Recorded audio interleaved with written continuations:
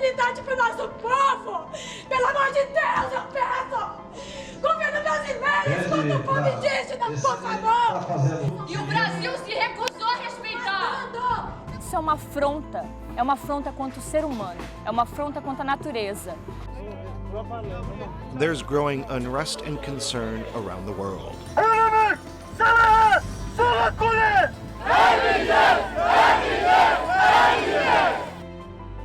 What's at stake is nothing less than the world's last remaining rivers and the millions of lives, cultures, and communities that depend on them. The world is killing its rivers. Promoters of mega dams call their energy green and clean. And people have heard that so many times that they believe it, and they've never heard any of the other information. In truth, important lands are being flooded, species are being threatened and at times lost, and communities destroyed. Dams also contribute to climate change. Yet, all around the world, most notably in developing nations, there's a new push to build even more dams. The legalities of their construction are often questionable. They don't give, if you'll pardon the expression, a damn. The effects of their construction, for many, indisputable. It will be a catastrophe for the area. This video is the tale of two such monster dams being built a world apart, in two nations with an ocean of differences between them, and involving two cultures, different in almost every way but one. Viva nossa luta! A shared goal to have the last remaining rivers of the world run freely.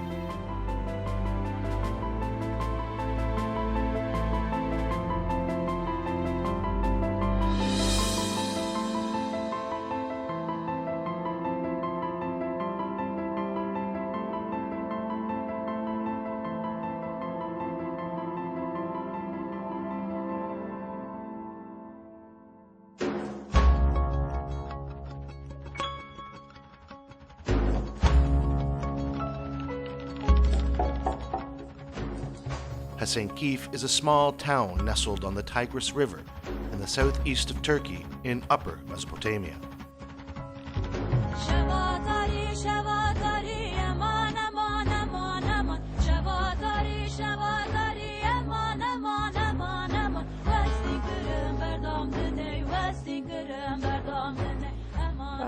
It's an ancient site. It's on the Tigris River, and this is one of the two major rivers in the eastern Anatolia.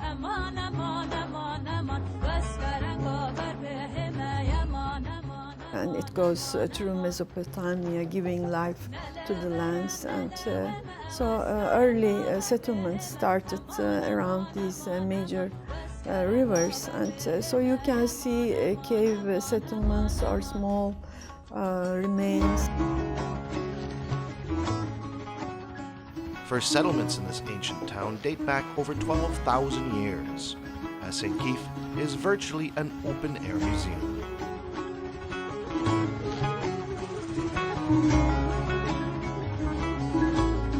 The area is actually the beginning of civilization. So there are many different eras. Many people lived there throughout centuries. Not only prehistoric, but medieval and later periods are visible there. With a history that spans back to the dawn of civilization, the archaeological significance of the town is simply unarguable. There is so much from different cultures, and when they are collected together, they make an ensemble which is unique in the world.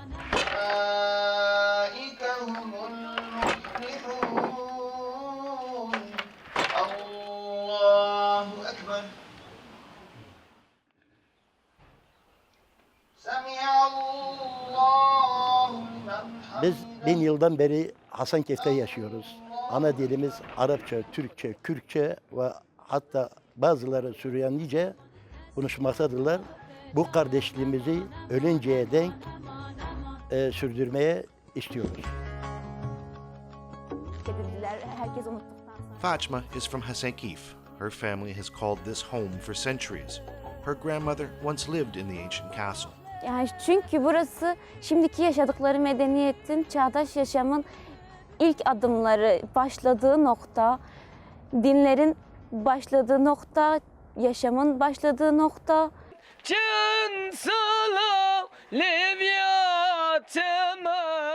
With so much rich history, Hasankeyf is of course cherished by tourists as well as residents, and a significant part of the local economy is based on tourism. Every year they say nearly 1 million visitors came to Hasankeyf. That's right, maybe more than 1 million. Tourists also marvel at the rare and fragile ecology of the Tigris Valley, which embraces Hasankeyf. Ya burası böyle saklı bir cennet gibi. Arkadan yani uzaklardan bakıldığında sadece etrafta dağlar var ama o belli bir sınır aştıktan sonra doğaya açılan kapı, tarihe açılan kapı çok farklı bir hava. The area is endemic to the threatened soft-shelled turtle, many bird species, and mammals. Because of all this, researchers have concluded that Hasankeyf and the Tigris Valley together is the only place on Earth that meets 9 out of 10 criteria for UNESCO World Heritage status. To be a World Heritage, UNESCO has put criteria for natural sites and cultural sites, and Hasankeyf is both cultural and it's a mixed site. It's not only nature, but also the work of man through the centuries.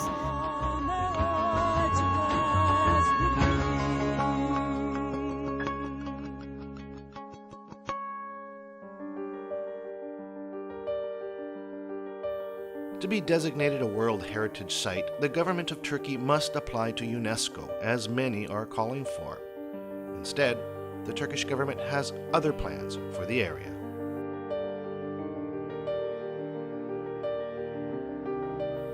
The Ilizu Dam is the biggest and most controversial of over 1,500 dam and hydroelectric power projects the Turkish government plans to build by 2023. It would inundate an area of over 310 square kilometers in Mesopotamia, affecting 5 key biodiversity areas while destroying nature reserves as far off as the newly restored Basra wetlands in Iraq. Over 300 known archaeological sites will be flooded, including the town of Hasankeyf. Over 35,000 people will be forced to relocate. Bizi de buradan gönderip bizim geçmişimizi de silmeye çalışıyorlar. Hiç kimse kendi memleketine taşınmak istemiyor. الناس يسحبيني كلنا هون وهونك تربينا هونك قمنا قعدنا وفجأة بلق المين نطلع هم طلعوا يطلعونا مجبورين نحن هيك كل ما نبقى المين يطلعوا. Ya dünya burada ne kaybedecek? Burada medeniyetin başkenti. Burayı Hasankeyf'i tanımayan yok ki. Yani tarihi kurcaladıkça Hasankeyf çıkar altından. İstediğin kadar karıştır, sonunda nokta Hasankeyf'e gelir. Burayı bir kez gören ikinci kez kesinlikle geliyor. It will be a catastrophe for the area. Burası sadece Türkiye'de İslam tarihinin geçmişi değil, burası başka dinlerin, başka ırkların, başka insanların da geçmişi. Burası Türkiye'de diye onların da geçmişini silmeye hakkımız yok ki. Sadece burası bize ait değil çünkü.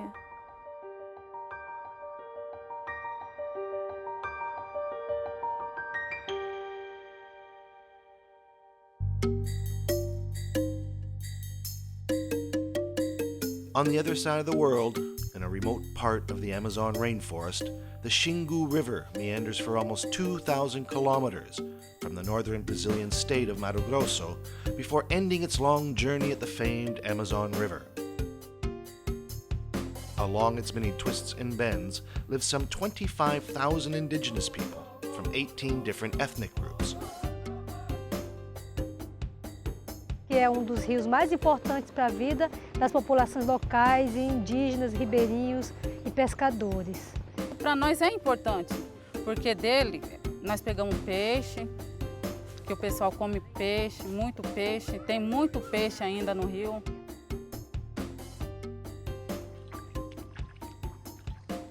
A água, ela não é importante só para a gente, é importante para a terra. Para equilibrar o nosso ambiente. Ele equilibra, a água é importante, a água é a vida da gente.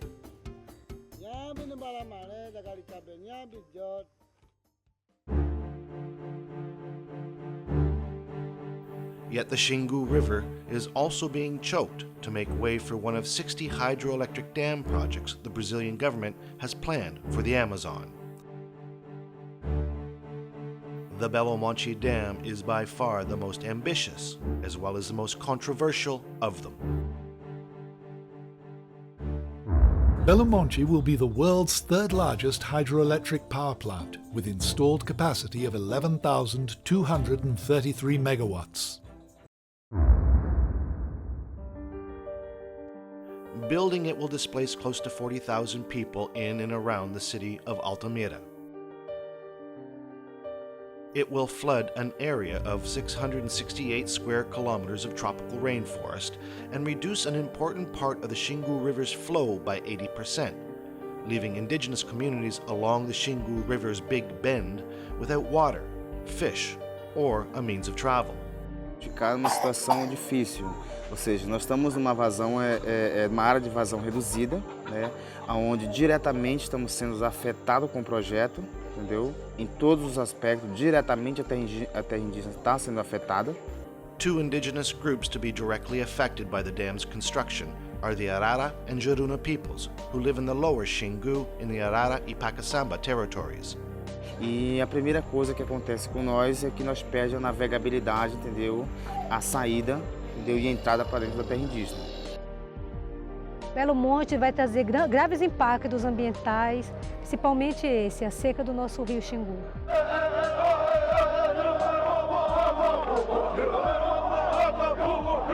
The Kayapo live along the upper Xingu, in the north of Mato Grosso and the south of Pará.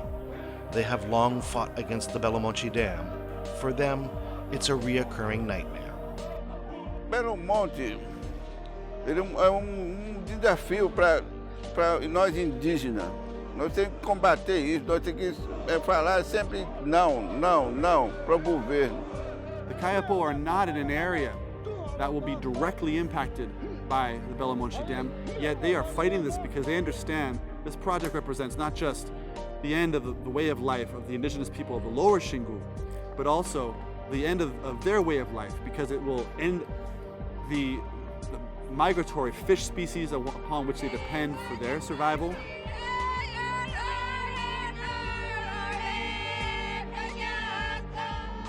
Era nosso mercado aquele lá, que o governo tem que ver. Era o rio, é nosso mercado, aonde nós pega alguma coisa para sustentar nossas crianças.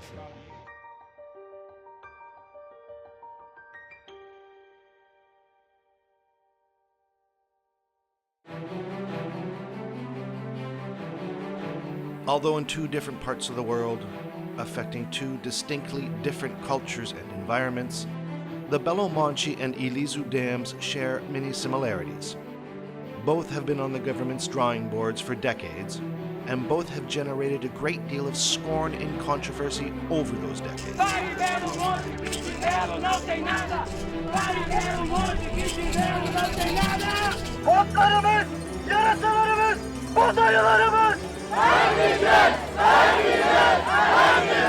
At one time, both dam projects were cancelled. 23 years ago, the World Bank put an end to Belo Monte's funding following fierce international opposition to the project.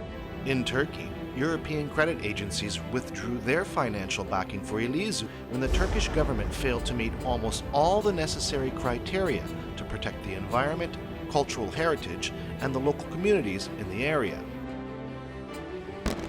Now, both projects are back on track, funded this time by unwitting taxpayers from both nations. Adding insult to injury, these dams have the audacity to brand themselves as clean energy. O Brasil e suas usinas hidrelétricas. O Brasil optou pela energia limpa que vem das águas para impulsionar o seu progresso. The argument that dams are clean is based on the idea that they don't burn fossil fuels, which in turn produces carbon dioxide, a greenhouse gas provoking global warming. However, today studies are emerging which not only challenges this green label often attributed to dams, but dismisses it outright. Hydroelectric dams are always, or almost always, presented as green energy. It doesn't have any impact on global warming. And people have heard that so many times that they believe it, and they've never heard any of the other information. Philip Fernside is a leading scientist at the National Institute for Amazon Research. But unfortunately, dams also emit greenhouse gases, especially methane.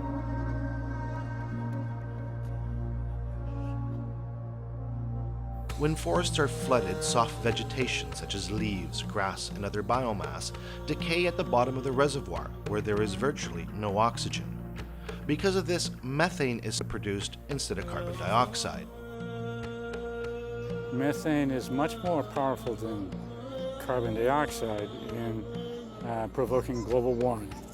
It was 25 times more impact per ton of gas for methane as compared to CO2.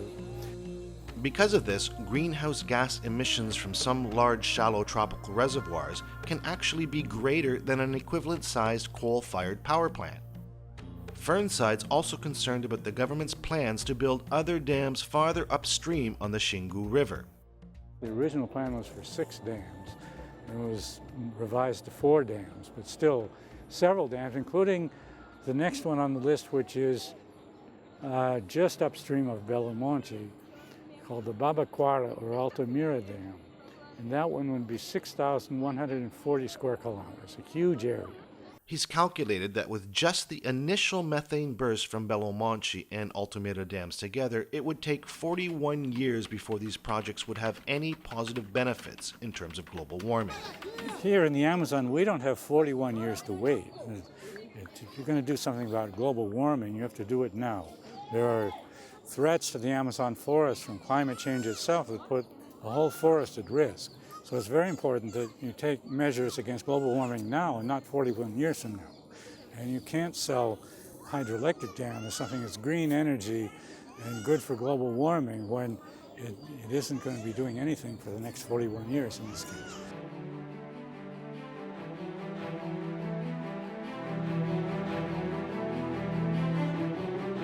By the end of the 20th century, the dam industry had choked more than half of the Earth's major rivers with over 50,000 dams.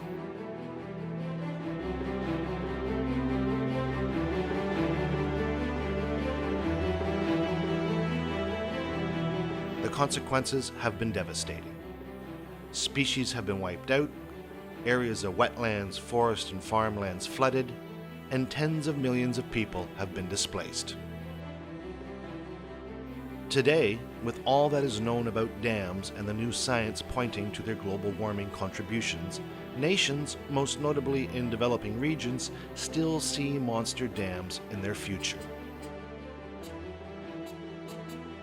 There are 60 large to medium-sized dams planned for the Brazilian Amazon, and hundreds more being planned for the entire Amazon basin in South America over the coming decades. If this were to happen, not only would the contribution to global warming be significant, but researchers believe that 1,000 fish species from this part of the world could go extinct. So it's a very large loss of biodiversity. There is no turning back in this way. If we lost this species, we lost forever.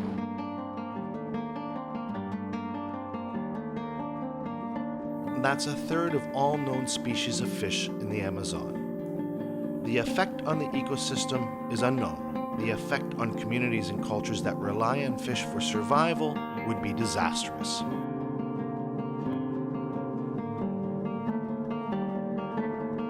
The Turkish government plans on building over 1,500 small, medium, and large dams throughout the nation by 2023. This, while a recent NASA study finds an alarming rate of decrease in water storage in the Tigris and Euphrates River basins, which currently have the second fastest rate of groundwater storage loss on Earth. Still, Turkey is moving forward with plans on damming more rivers. Bir kere en başından ağaçların yok edilmesi, doğanın yok edilmesi nasıl bir çevreci proje olabilir? Ben onu hiç düşünmedim ama çok saçma, yani bilmiyorum, komik geliyor. This is crime. You know, you kill the tigers, you kill all our history, you kill us actually. You kill all the region with its species. I'm sorry.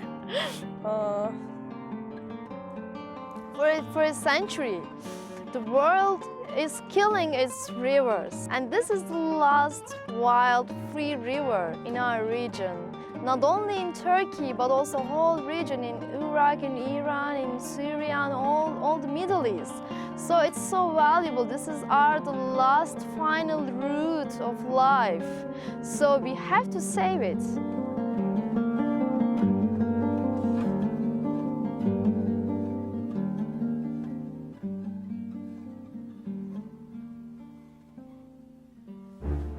An even greater outrage, projects like Belo Monte and Ilizu are branding themselves green without conducting even the basic required studies to prove so. Belo Monte was approved with a partial environmental impacts assessment, one carried out by proponents for the dam no less. Quem pagou o estudo de impacto ambiental desse projeto Belo Monte foram as empresas interessadas em construir o projeto, como Odebrecht, Camargo Correia, Andrade Gutierrez. With Ilizu, no environmental impacts assessment was conducted at all. We don't have any environmental impact assessment here. That's really one of the causes that makes this dam controversial.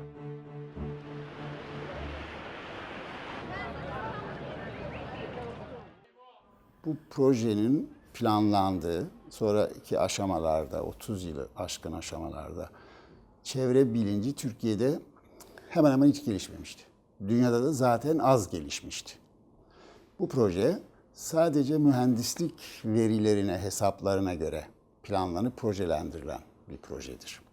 Yani asla ne kültürel mirası, ne suyu, ne su iklim dengesini, ne iç su canlılarını gözetmeden planlanmış bir projedir.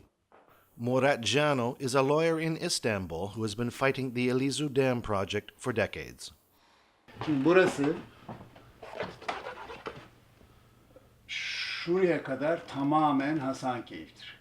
As a citizen, he appealed to the office of the Prime Minister to move the dam to another location to save Hasankeyf. When that failed, he sued the government. Hasankeyf bütün kültür değerleriyle birlikte yok olacaktır. O yetmiyor. Dicle Uygarlık Havzası'ndaki bütün tarihsel yerleşmeler su altında kalacaktır.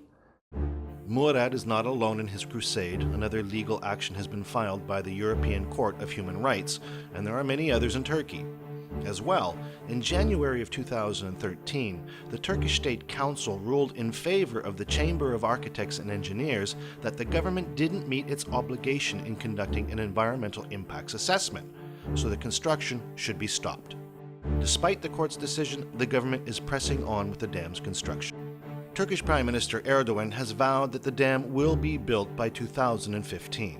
Türkiye sadece suyu görüyor ve suyu yağmalatıyor. Şimdi de o moda başladı. Suyu ona buna yağmalatıyor. Dereleri, çayları, ırmakları ona buna yağmalıyoruz. Belo Monte in Brazil is no stranger to legal controversy either.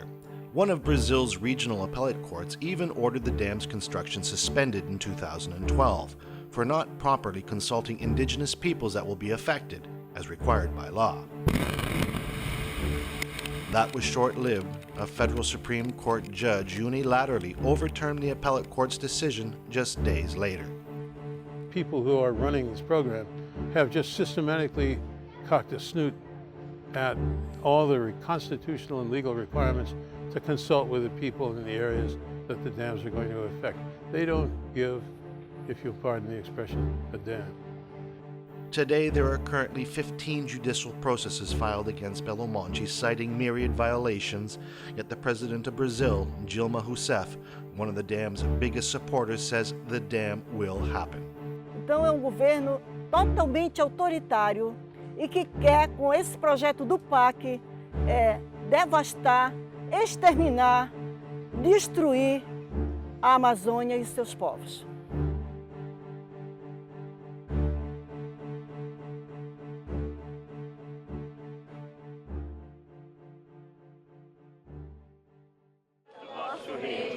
Seja feita a vossa vontade, assim na terra como no céu.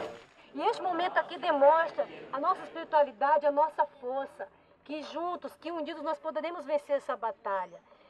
É uma luta desigual, eu sempre tenho dito isso, mas nós, Juruna, nós estamos firmes, parentes, para lutar, para brigar contra todo esse processo injusto, todo esse projeto de destruição e morte, que é a morte do rio, a morte das populações indígenas. Não, não, não!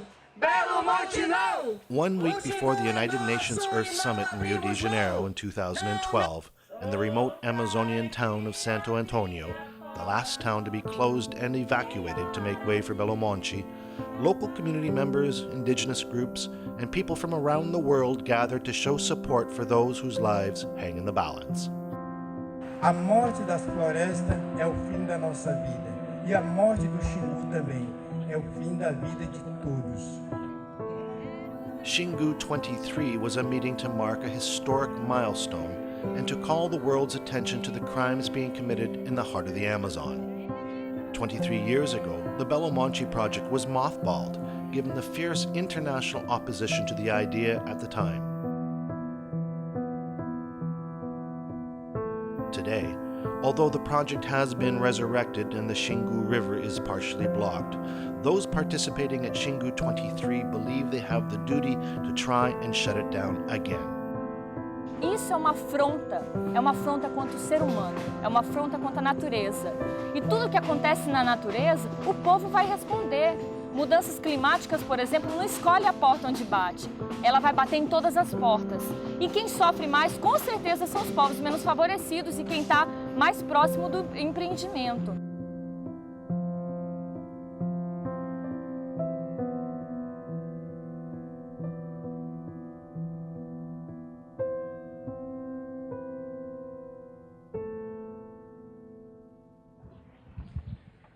To come here, we flew 2 days, so Turkey is very, very far.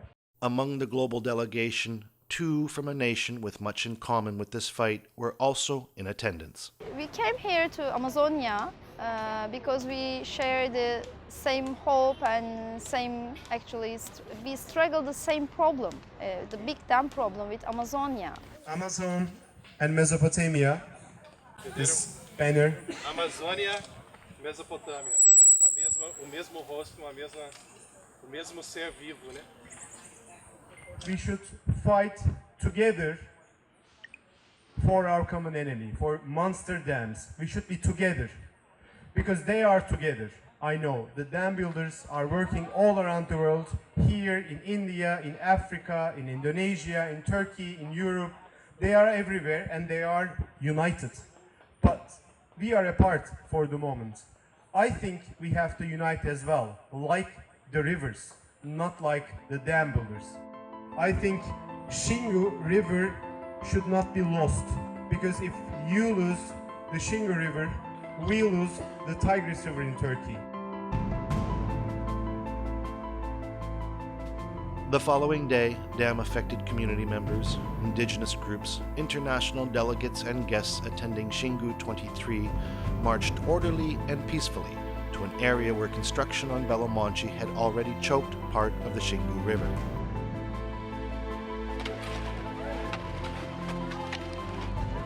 It was their goal to have the river flow again, but only a united and sustained effort would break through months of heavy machine work, as well as years of government lies and malfeasance. We see dozens of indigenous people, riverine people from the city of Altamira, people from the city of Sao Paulo, from different urban communities around Brazil, people from Turkey, from the United States, from Israel, from France, all gathered today to send a message to the Brazilian government and to the world that this is not the way forward for humanity. Vai cair! Vai cair! Belo Monte vai cair! Viva a nossa luta! After a full day of intense work under a hot Amazon sun, the Xingu River, after being stopped for months, flowed once again.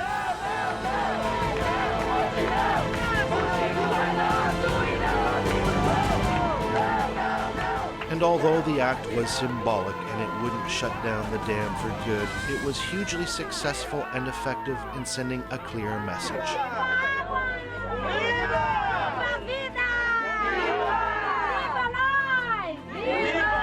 If a small, determined group could accomplish this in a day, imagine what a united world could do tomorrow.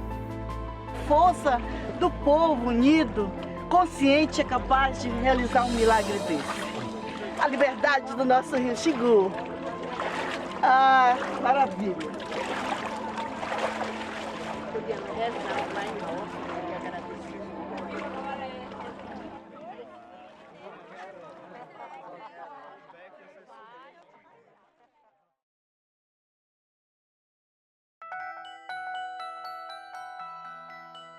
Nós temos que nos unir. Definitivamente essa é a palavra, união, resistência e continuar na luta. Porque o povo tem que entender que o poder é do povo. Nós entregamos o governo. O governo, portanto, é nosso empregado. Nós mandamos no país. Nós temos direito de exigir que sejam cumpridos os nossos quereres, que a nossa Amazônia seja preservada, que os direitos sejam respeitados.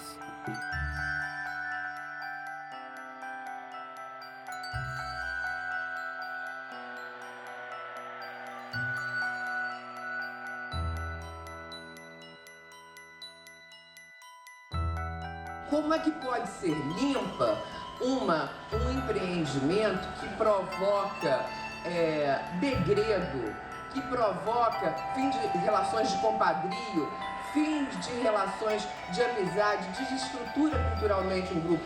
Considerar isso uma energia limpa é considerar o meio ambiente absolutamente dissociado das pessoas.